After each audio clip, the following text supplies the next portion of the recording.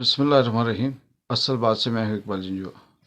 नाज़रीन, आज 1 जनवरी 2024 है।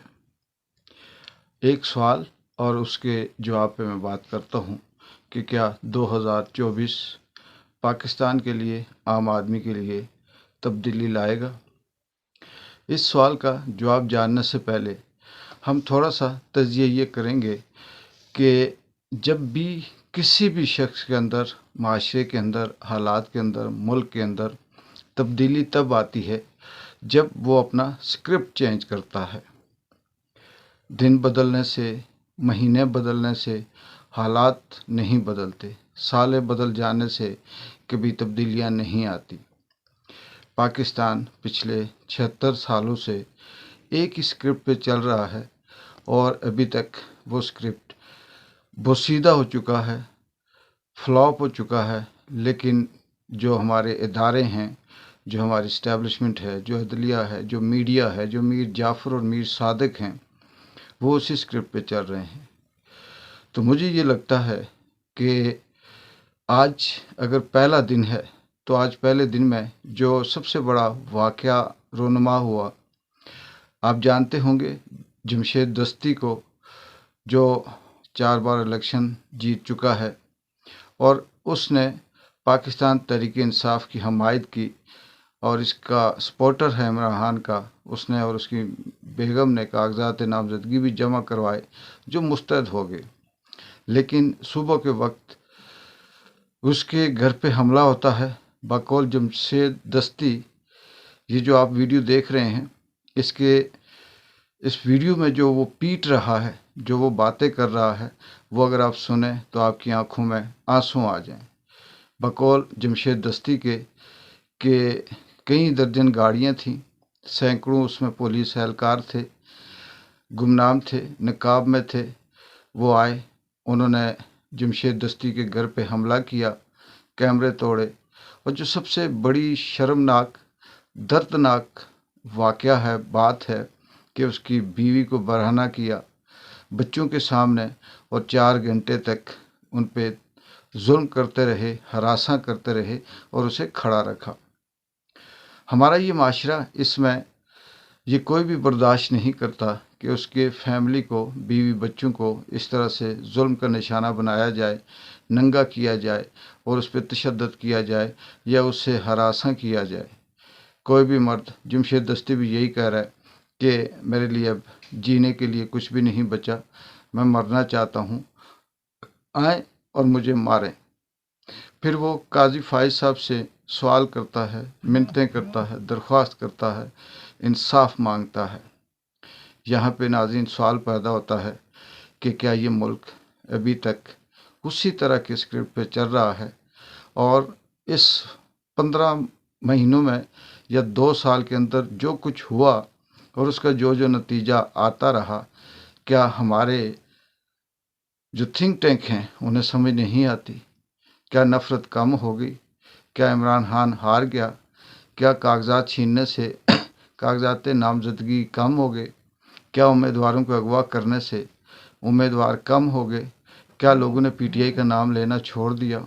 ऐसा नहीं है। दिन ब दिन इजाफा होता जा रहा है। लोग ज़्यादा से ज़्यादा पाकिस्तान तहरीक इंसाफ के साथ जुड़ना चाह रहे हैं, चाहे वो बोलें या ना बोलें। बात ये नहीं कि आप किसी से नफ़रत करवा कर उससे उसकी जीत छीनें और उसे शिकस्त दें। ऐसा नहीं है।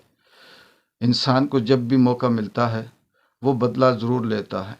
मुझे समझ नहीं आती कि हमारी इस्टेब्लिशमेंट, हमारी अदलिया, हमारे जजेस किस चीज़ का इस मुल्क से बदला ले रहे हैं। ये इमरान खान से बदला नहीं है, ये अवाम से बदला नहीं है, ये इस धरती से, इस मुल्क से बदला है। एक तरफ पाकिस्तान के प्रेस क्लब में महारंग बलोच हज़ारों की तादाद में बलोचियों को लेकर बैठी हुई है अपना हक मांगने के लिए। आए रोज़ उसके पास दर्जनों असम्बली के लोग आते हैं।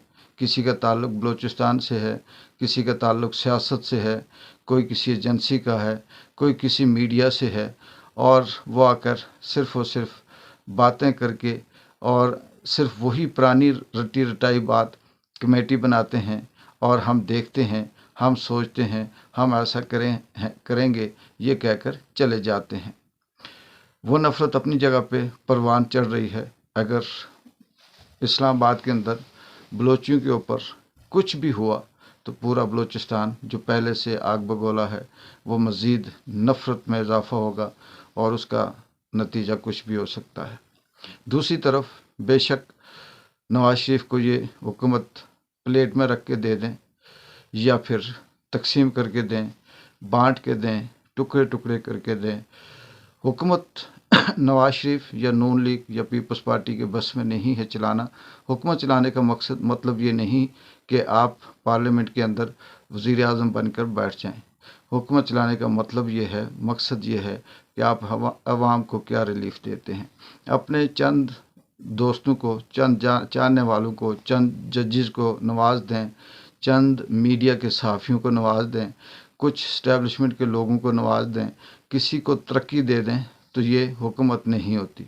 یہ بالکل وہی ہوتا ہے کہ آپ نے اپنی وفاداری کے لیے کسی کے آگے ہڈی دی ہے۔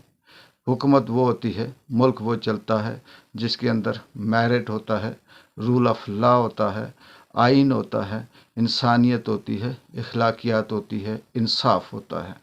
جب یہ ساری چیزیں آپ اپنے لیے، اپنی فیملی کے لیے رکھیں، میرٹ بھی آپ کا ہے، رول آف لا بھی آپ کا، آئین بھی آپ کا، قانون بھی آپ کا، انصاف بھی آپ کا، اور 25 کروڑ جو لوگ ہیں اس ملک کے اندر، ان کا صرف اور صرف بھیڑ بکریوں کی طرح کا کام رہ جائے، تو یہ انصاف بھی نہیں ہے، اور نہ ہی اس سے آپ حکومت یا ملک چلا سکتے ہیں۔